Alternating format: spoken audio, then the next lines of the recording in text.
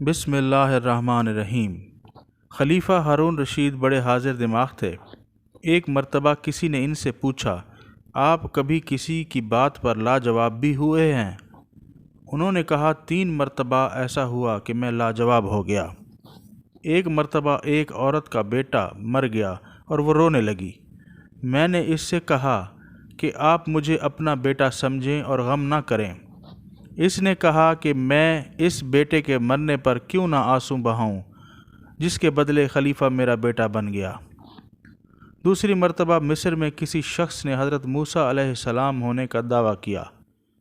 میں نے اسے بلوا کر کہا کہ حضرت موسیٰ علیہ السلام کے پاس تو اللہ تعالیٰ کے دیے معجزات تھے، اگر تو موسیٰ ہے کوئی معجزہ دکھا۔